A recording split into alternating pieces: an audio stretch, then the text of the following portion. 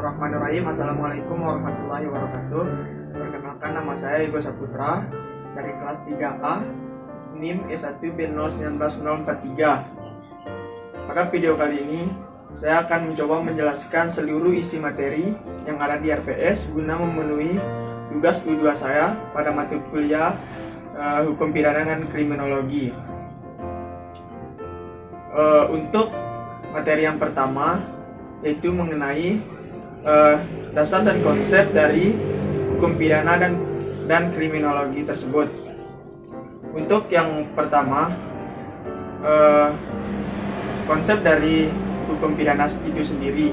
Yang pertama, pengertian dari hukum pidana. Sebelum kita mengetahui pengertian dari hukum pidana tersebut, alangkah lebih baiknya kita mengetahui asal-muasal kata dari pidana tersebut. Pidana berasal dari bahasa Belanda, yaitu straf, yang artinya hukuman. Sedangkan dalam bahasa Inggris disebut sebagai criminal law. Secara umum, secara garis besar, hukum pidana adalah suatu hukum yang pelajari perilaku-perilaku atau kejahatan-kejahatan yang diatur oleh hukum dengan pidana yang diatur oleh undang-undang. Adapun fungsi dari hukum pidana tersebut yaitu terbagi menjadi dua fungsi, yaitu fungsi umum dan fungsi khusus. Fungsi umum dari hukum pidana ini yaitu mengatur kehidupan masyarakat agar tercapainya tatanan masyarakat yang kompleks atau beraturan. Sedangkan fungsi khusus dari hukum pidana ini yaitu melindungi kepentingan umum dari perilaku-perilaku kejahatan yang pidananya diatur oleh undang-undang. Hukum pidana bersifat publik atau umum, artinya hukum pidana menyangkut kepentingan seluruh masyarakat. Adapun penggolongan hukum pidana terbagi menjadi 4 golongan. Golongan yang pertama yaitu hukum menurut isinya. Hukum menurut isinya dibagi menjadi 2, yaitu hukum formil dan hukum material. Yang kedua digolongkan berdasarkan sumbernya. Hukum pidana menurut sumbernya dapat dibagi menjadi 2 lagi, yaitu hukum umum dan hukum khusus. Yang ketiga, hukum pidana berdasarkan bentuknya. Hukum pidana berdasarkan bentuknya dibagi menjadi 2, yaitu hukum pidana tertulis dan hukum pidana tidak tertulis. Yang terakhir yaitu golongan hukum berdasarkan tempatnya dibagi menjadi 3. Yang pertama hukum lokal, hukum nasional, dan hukum internasional. Tujuan mempelajari kriminologi ini yaitu agar kita memahami kejahatan-kejahatan yang ada di sekitar kita dengan baik. Adapun manfaat dari kriminologi ini yaitu untuk memudahkan para pengambil keputusan atau hakim untuk mengetahui jenis-jenis kejahatan dan hukuman-hukuman yang dapat dijatuhkan kepada si pelaku kejahatan. Nah, sedangkan hubungan dari hukum pidana dan kriminologi ini yaitu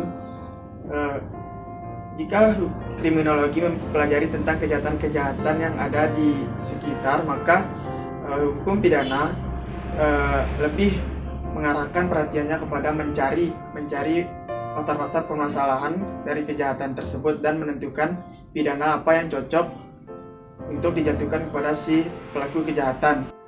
Oke, materi selanjutnya yaitu tentang asas-asas hukum pidana. Asas hukum pidana adalah konsep atau dasar-dasar umum yang melatar belakangi munculnya aturan-aturan atau peraturan perundang-undangan. Asas hukum pidana di Indonesia terbagi menjadi 8. Adapun asas-asas hukum pidana yang berlaku di Indonesia yaitu terbagi menjadi 8.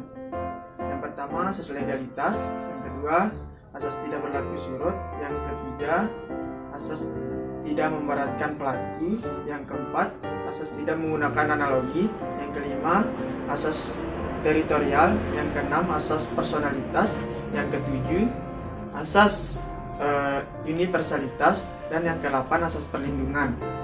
Adapun implementasi asas-asas hukum pidana ini pada KUHP yaitu yang pertama, asas legalitas, asas larangan berlaku surut, dan asas larangan menggunakan analogi terimplementasi pada pasal 1 ayat 1. Sedangkan asas-asas ketentuan yang menguntungkan bagi tersangka terimplementasi pada pasal 1 ayat 2 dan 3. Asas teritorial terimplementasi pada pasal 2 dan 3. Sedangkan asas personalitas terimplementasi pada pasal 5 ayat 1 dan 2. Asas perlindungan terimplementasi pada pasal 4. Sedangkan yang terakhir, asas universalitas terimplementasi pada pasal 4 ayat kedua. Materi selanjutnya yaitu tentang perbuatan pidana. Perbuatan pidana adalah suatu perbuatan melanggar hukum yang dilakukan dengan sengaja atau tidak sengaja oleh seseorang yang dapat dipertanggungjawabkan atas tindakannya dan oleh undang-undang telah dinyatakan sebagai suatu tindakan yang dapat dihukum. Adapun unsur-unsur subjektif perbuatan pidana tersebut yaitu yang pertama, kesengajaan. Yang kedua, maksud atau tujuan. Yang ketiga, macam-macam maksud seperti kejahatan, pencurian, penipuan, dan lain-lain. Yang keempat, adanya merencanakan terlebih dahulu. Yang kelima, yaitu perasaan atau rasa takut. Selanjutnya yaitu unsur-unsur objektif perbuatan pidana. Yang pertama, sifat melanggar hukum. Yang kedua, kualitas dan pelaku, misalnya sebagai seorang pegawai dan lain-lain sebagainya. Materi selanjutnya yaitu mengenai ajaran kausalitas. Ajaran kausalitas adalah suatu ajaran yang berusaha untuk mencari jawaban dari masalah-masalah akibat tindakan pidana. Ajaran kausalitas dapat membantu para praktisi hukum, terutama hakim, dalam mencari dan menentukan ada atau tidak adanya hubungan kausal antara wujud perbuatan dengan akibat yang timbul. Adapun tujuan mempelajari ajaran sebab akibat yaitu untuk menentukan ada atau tidaknya suatu tindakan yang dapat dipidana dan untuk dapat menentukan siapa yang harus bertanggung jawab atas suatu akibat tertentu yang berupa suatu tindakan pidana. Hubungan sebab akibat adalah hubungan keterkaitan atau ketergantungan dari dua realita, yaitu teori syarat dan teori khusus. Dan yang ketiga, teori yang menggeneralisasikan. Adapun sebab akibat dalam KUHP yaitu 1. Rumusan sebab akibat dirumuskan sekaligus sebagaimana ketentuan pasal 358 KUHP. 2. Hanya merumuskan akibat secara jelas sebagaimana ketentuan pasal 194 ayat 2. 3. Hanya merumuskan penyebab secara jelas sebagaimana ketentuan pasal 351 ayat 1. 4. Sebab atau kausa dirumuskan berupa suatu tindakan tertentu yang menurut ketentuan pasal 122 poin kedua. 5. Akibat dirumuskan berupa suatu kenyataan tertentu tanpa menentukan suatu kelakuan atau tindakan tertentu sebagai penyebab. Hal ini antara lain dapat kita cermati pada ketentuan pasal 359 dan 360 KUHP. Implementasi ajaran sebab akibat dalam praktek hukum sangat terkait dengan peranan hakim dalam pengambilan keputusan. Peranan hakim dalam pengambilan keputusan dihubungkan dengan ajaran kausalitas, di mana dalam rumusan delik atau kejahatan, dalam undang-undang tidak ditentukan suatu akibat, tetapi hakim harus mengambil tindakan dan menentukan ajaran kausalitas yang akan diterapkan sesuai dengan keyakinannya. Hukuman ialah suatu penderitaan yang dijatuhkan oleh hakim dengan vonis kepada orang yang telah melakukan pelanggaran undang-undang hukum pidana. Terdapat berbagai tujuan pemberian hukuman atau pemidanaan berdasarkan teori, yaitu 1. Sebagai pembalasan atau kesalahan yang telah dilakukan, atau teori absolut. 2. Sebagai sarana mencapai tujuan bermanfaat untuk melindungi masyarakat menuju kesejahteraan, atau teori relatif. 3. Untuk mempertahankan tata tertib hukum dalam masyarakat dan memperbaiki pribadi si penjahat, atau teori gabungan. 4. Memulihkan kualitas sosial dan moral agar dapat berintegrasi ke dalam masyarakat, atau teori treatment. 5. Mengintegrasikan individu ke dalam tertib sosial, atau teori perlindungan sosial. Dalam KUHP pasal 10 ditegaskan bahwa ada 5 jenis hukuman pokok. Yang pertama, hukuman pidana mati, pidana penjara, pidana kurungan, pidana denda, dan pidana tutupan. Jenis-jenis hukuman tambahan dalam KUHP pasal 10 yaitu pencabutan hak-hak tertentu, perampasan barang-barang tertentu, dan pengumuman putusan hakim. Percobaan dalam hukuman pidana. Percobaan atau fogging adalah usaha mencapai suatu tujuan yang pada akhirnya tidak tercapai atau belum tercapai. Teori-teori dasar pemidanaan percobaan dalam hukum pidana yaitu teori subjektif, teori objektif, dan teori campuran. Teori objektif terbagi menjadi 2, yaitu teori objektif formal dan teori objektif material. Teori subjektif adalah sikap batin atau watak yang berbahaya. Ada niat berarti ada perbuatan pelaksanaan. Sedangkan teori objektif adalah sifat berbahayanya perbuatan yang dilakukan kegiatan sudah membahayakan orang lain.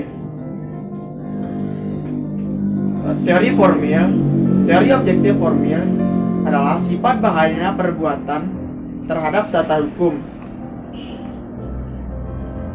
Sedangkan teori objektif material yaitu yang menitik beratkan pada sifat berbahayanya perbuatan kepentingan hukum.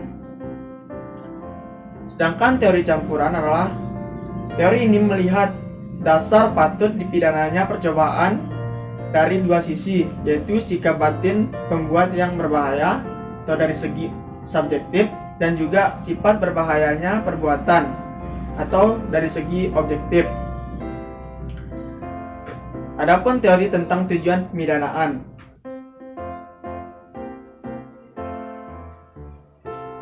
Yang pertama, teori absolut. Yang kedua, teori relatif. Dan yang ketiga, teori gabungan. Teori treatment mengemukakan bahwa pemidanaan sangat pantas diarahkan kepada berlaku kejahatan, bahwa perbuatan teori ini memiliki keistimewaan dari segi proses resosialisasi pelaku sehingga diharapkan mampu menghidupkan kualitas sosial dan moral masyarakat agar dapat berintegrasi lagi ke dalam masyarakat. Teori perlindungan merupakan teori perkembangan lebih lanjut dari aliran modern dengan tokoh terkenalnya yaitu Lipogrammatika. Perumusan percobaan dalam KUHP.